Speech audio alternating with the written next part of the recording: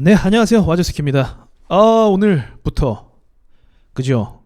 목금 주식시장이 안 열리네요. 엄청난 또 악재가 터졌어요, 우리한테.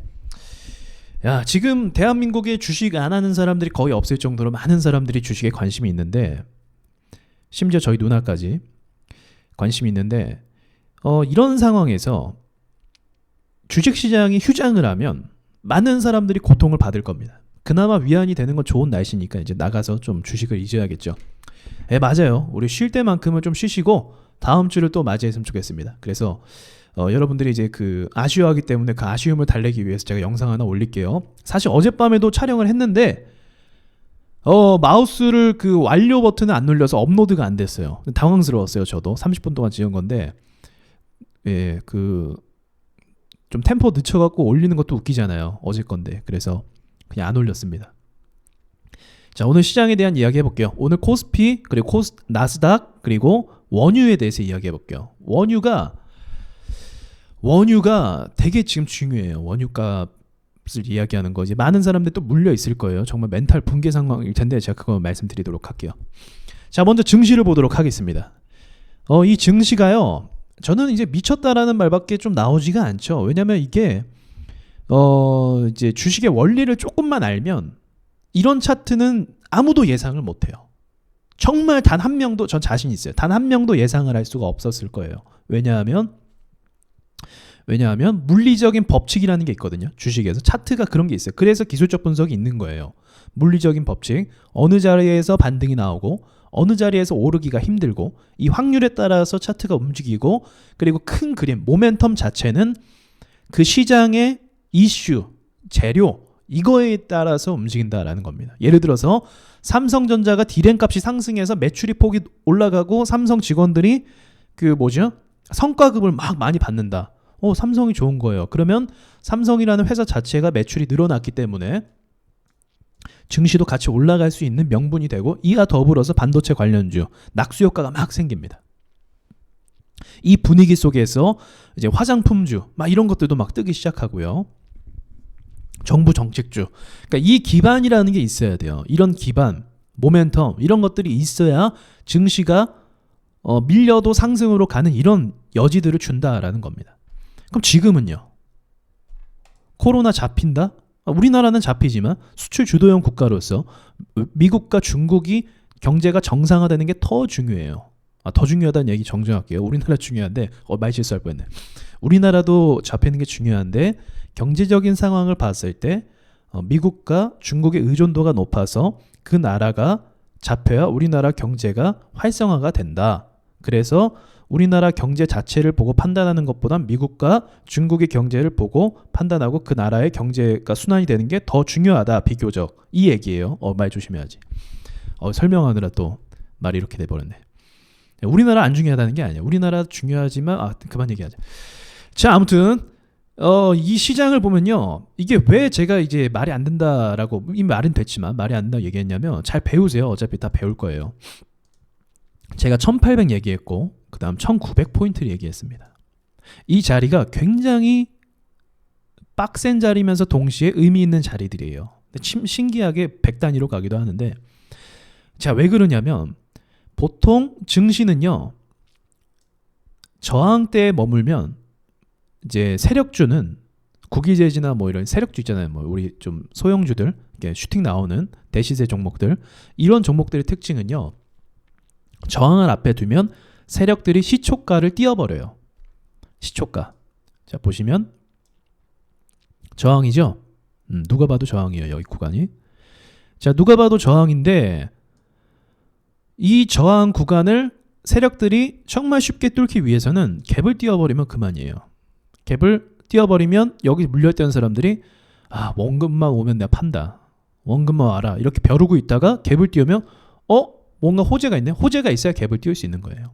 시가가 올라간다라는 거니까. 시가가 올라간다라는 건 장이 시작하기 전부터 막 매수 버튼 누르고 있는 거예요, 사람들이. 뭔가 좋은 일이 있다라는 거죠. 그래서 상승을 합니다. 그래서 상승을 해요.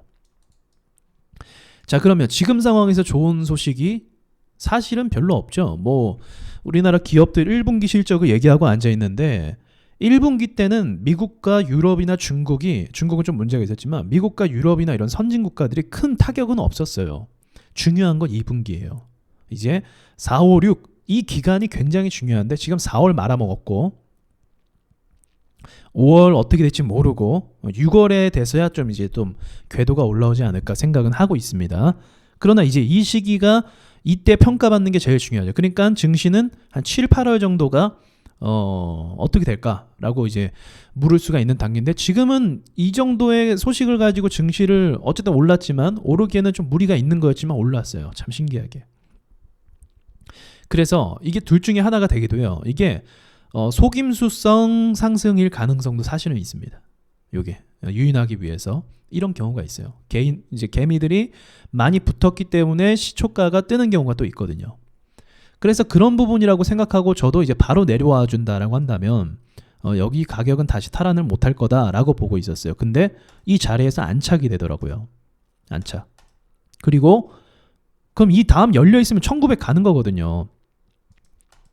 1900을 점프 뛰었어요. 또 이번에 이것도 삼성전자 실적에 기대해서. 근데 여기서부터 이제 저는 여기서부터 과열이라고 판단을 했던 게 뭐냐면 거래량을 보시면 알아요. 거래량 보세요. 이전에 비해서 압도적으로 늘어났죠.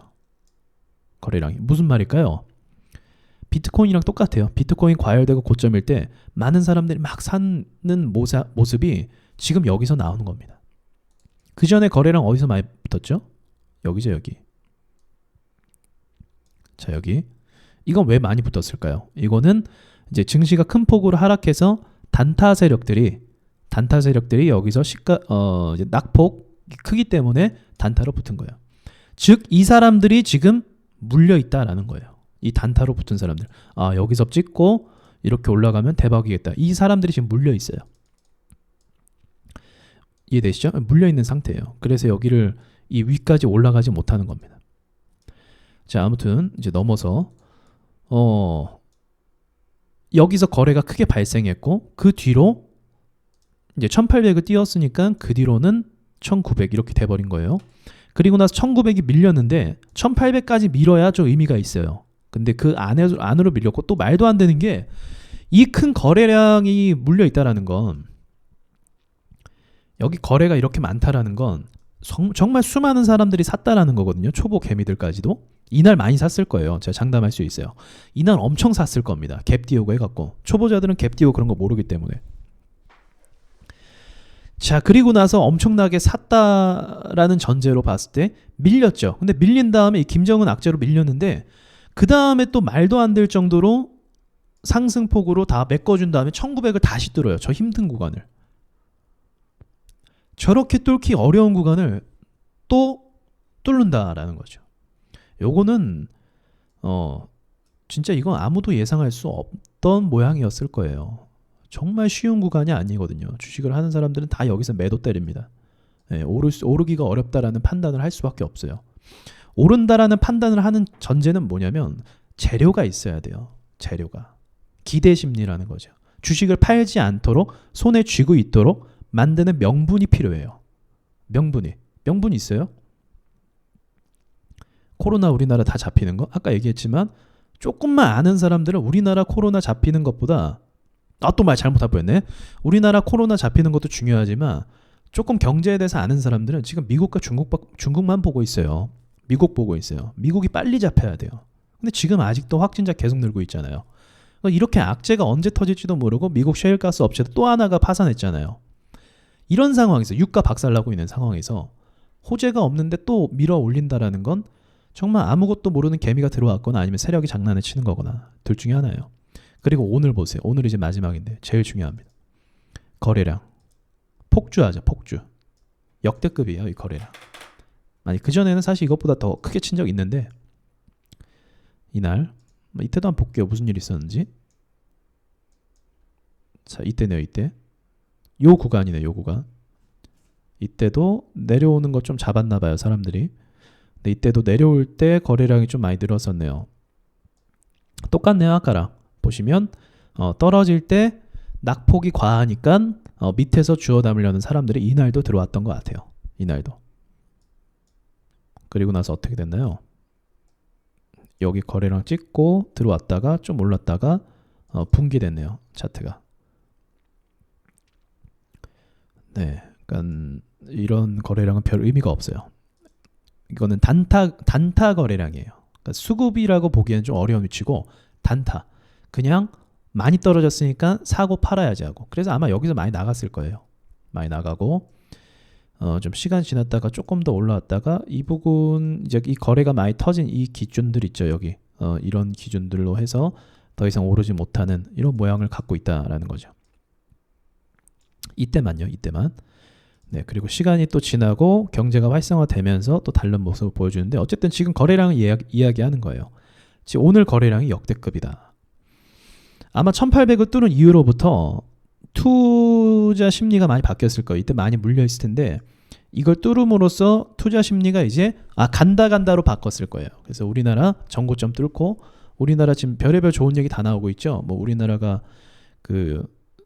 마치 어떤 세계의 유일한 이 극복할 수 있는 나라인 것처럼 이제 이야기를 하는데 그것도 어느 정도는 맞지만 대외적인 여건을 봤을 때 물건을 만들어도 사줄 사람이 없는데 뭐 도약을 하면 어디까지 도약하겠어요. 뭐 갑자기 우리나라 내수가 살아나는 것도 아니거든요. 그런 거. 그래서 현실을 조금 직시하셨으면 좋겠어요. 저는. 아무튼 그렇다라는 겁니다. 그래서 이 과열된 이 거래량 엄청나게 들어오는 매수세 이것들 특이점에서만 이렇게 발생을 하죠. 그래서 이 거래량 위주로 이 기준으로 이제 보시면 됩니다. 즉 1800 부근에서였죠. 여기네 여기. 여기 사이즈네 여기. 이 구간이 지금 이 라인이 굉장히 중요한 라인이 되어버렸어요. 이때 여기 1800도 의미가 있는데 여기에 많은 개미들의 돈들이 있다라고 생각하시면 돼요. 정말 많은 개미들이 여기서 샀을 것이다. 그래서 이 가격을 이탈하면 이제 그때부터 밑에서 웬만하면 새로운 돈들이 들어오긴 좀 어려울 거예요. 그렇게 판단하고 있고요. 나스닥 볼게요. 자, 나스닥 같은 경우도 얘는 좀 두서없이 오르는 경향이 있는데 나스닥 선물을 사실 봐야 되거든요. 선물도 같이 봐야 되는데 일단은 이 매물대 자체가 좀 버거운 위치에 존재해 있어요. 이 차트가 버거운 위치로 들어왔기 때문에 여기서는 얼마든지 흔들릴 수가 있습니다. 지금 한국 증시도 나스닥을 기준으로 오르고 있거든요. 나스닥이 오르면 오르고 내리면 내리고 이걸 따라하고 있는데 어쨌든 요거까지는 제가 지금 선물 차트를 봤었을 때 정고를 아직 못 뚫는 단계거든요. 그래서 9,000까지를 좀 볼 수는 있을 것 같긴 해요. 여기까지 온 이상 9,000까지 볼 수는 있긴 하지만 애플 차트나 이런 걸 또 봤을 때 이제 이 나스닥을 끌고 가는 주요 종목들의 차트를 봤을 때 역시나 이격도가 너무 크게 올랐기 때문에 더 이상 오르는 것에 대한 좀 무리감을 좀 보이긴 해요. 그 상태에서 또 오르는 차트를 거의 본 적이 없기 때문에 이 부분도 우리나라 증시랑 거의 비슷하다고 보시면 됩니다. 거의 비슷해요. 움직임이 같은 세력일 것이다 라고 생각이 들 정도예요. 지금 오늘 외인 수급이 들어왔죠. 저거 다 호구들이에요. 예, 제가 장담할 수 있어요. 쟤네 바보들이고 똑같은 개인 외국인들인 것 같아요. 그냥 한국 증시 오르니까 뒤늦게 소식 듣고 따라오는 애들인 것 같습니다. 그래서 너무 신뢰하지 마시고요. 차트만 놓고 봤을 땐 그렇다라고 말씀을 드릴 수가 있겠네요. 여기서 이제 여기 구간을 이탈하면 이제 어떻게 될지 또 제가 말한 데드 신호들을 다 뚫고 올라가는 경우도 정말 이례적인데 제가 증시를 보는 데드 신호 기준이요 확률이 굉장히 높아요. 근데 그 굉장히 높은 확률을 2번이나 무시하고 올라갔다라는 거죠. 갭을 띄우면서 세력들이. 그래서 이런 부분들은 이제 앞으로 우리가 개인들이 짊어질 짐이 앞으로 클 것이다 라고 봐요. 무너지는 순간부터는 곡소리 납니다. 진짜 아무 대응을 못 할 거예요. 아시죠? 다 우리 옛날 그 시절 한번 떠올려 보세요. 옛날 시절. 떨어지면 어때요? 당황스럽죠. 심장이 덜컹하잖아요. 심장이.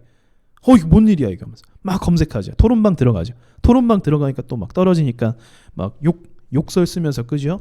뭐 너네 뭐 내가 이렇게 얘기했지 뭐 이런 도사형 타입도 있고 예, 그리고 조롱형 타입도 있고 형들 뭐 잘가 이런 애들도 있고 예, 아무튼 개판 5분 전인데 그런 상황이 되면서 이제 물리면 어떻게 해야 될지 모르니까 또 손절을 해야 될지 말아야 할지 몰랐다가 공포가 시장이 더 더해지면 이제 손절을 했다가 손실을 복구하기 위해서 다른 종목을 막 들어갔다 테마주를 급 등락률이 빠른 걸 들어갔다가 또 거기에 물려갖고 또 손실이 누적돼서 반토막 나는 게 우리 일반적인 패턴이죠. 예, 그렇게 가면 안 되죠.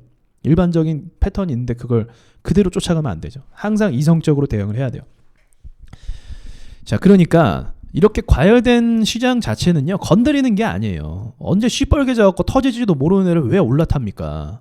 그 말이 안 되는 거지. 그런 판단 자체가. 늘 그래서 모든 투자자들이 실패해 왔잖아요. 과열 단계를 분석을 못하니까. 제가 다시 이야기합니다. 이거 마지막으로 얘기할게요. 우리가 매수해야 되는 증시는요, 이렇게 변동성이 있긴 하겠지만 좀 횡보하는 장이에요. 횡보하는 장. 횡보. 증시가 횡보하거나 또는 우상향을 하거나 이런 상태에서 해야지. 이렇게 다 차트가 작살난 곳에서 하는 거는 이제 단타로 돈 벌 마음은 알겠지만, 원유를 이제 볼게요. 원유.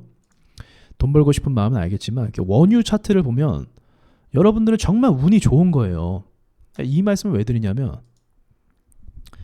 이 원유 차트가 나스닥 모양이라고 전 판단을 했어요. 원유 차트가.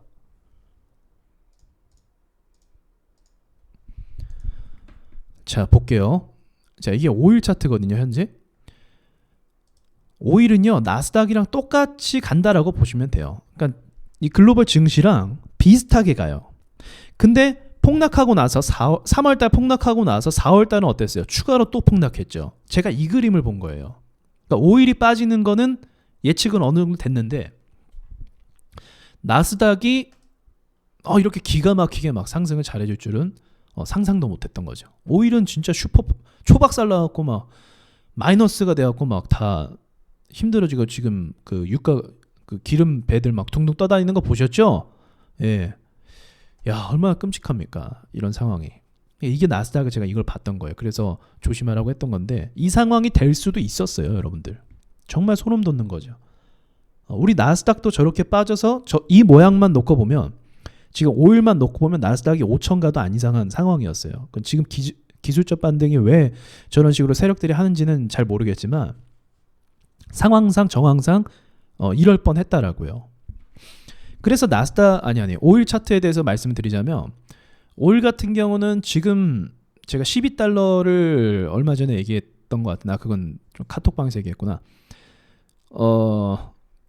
분봉으로 볼게요.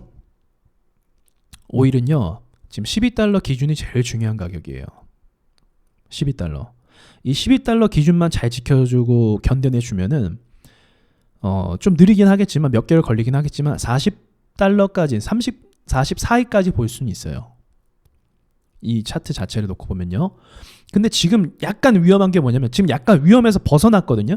약간 어제까지만 해도 위험한 게 뭐냐면, 이 라인에서, 이 상황에서는요, 마이너스 6까지도 갈 수 있어요. 여기서 흘러내렸으면. 근데 우리 지지 라인이 딱 보이죠? 이 지지 라인을 기준으로 버텼는데 그때 수급이 다행히 들어왔던 거죠. 여기서 더 올라가면 올라갈수록 6달러를 내려갈 가능성은 조금 적어지고, 10달러는 한 번 더 찍을 수 있어요. 10달러 조금 밑으로는. 자, 그렇기 때문에 5일은 제가 얼마 전에 올린 영상에서 반등이 나올 거다, 그리고 다시 폭락할 거다라고 말씀드렸는데, 그게 그대로 되긴 했죠. 문제는 이제 그대로 되긴 했는데, 이게 문제가 있었어요. 그게 뭐냐면, 이게 반영을 못했어요. 이게 운용사에서 뭔 이상한 짓을 해갖고, 원래는 이게 5,000원까지 갔었어야 됐어요. 그래도 물린 사람 많겠지만, 이 코덱스 WTI 원유가 선물이 레버리지가 이게 이만큼 올라갔었어야 됐어요. 근데 이거 운용사가 뭐 잘못해갖고 5%인가 10%밖에 안 올라갔어요. 이거 진짜 지금 소송 얘기 나오는데 소송 갈만합니다, 이거. 아니, 떨어지는 건 다 반영하고, 떨어지는 건 유가 반영 다 하고, 올라갈 때는 제일 중요한 거잖아요. 올라갈 때 반영을 못했다? 여기 얼마나 올라갔냐면, 이거 50% 올라갔었어요. 그때 제 기억으로는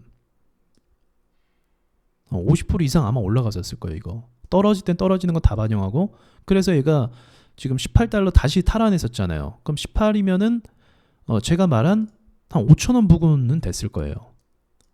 또는 그 이상으로 반영이 됐다라고 한다면. 안 됐죠. 네, 참사예요.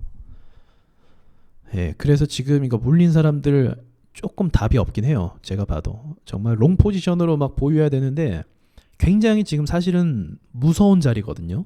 마이너스를 갈 가능성 전 낮다라고 보는데 차트상으로 일단 그 위기는 벗어났다라고 보는데 일단은 당장 오르기에는 좀 제한적인 게 있어요.